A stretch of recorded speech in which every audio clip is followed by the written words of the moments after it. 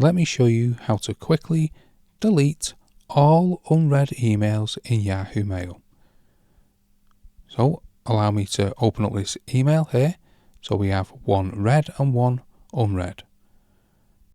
So we'll see how this works. Obviously, you more than likely have a lot more emails than this.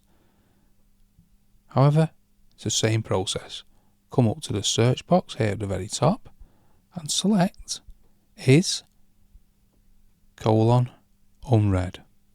Press enter and all the unread messages will be here.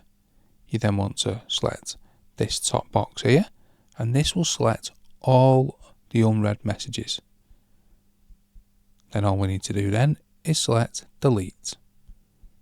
And that'll be all the unread messages deleted. You can also come to unread here on the left and all unread messages will be listed. You can do the same thing. You can delete them all from here by selecting that box and pressing delete.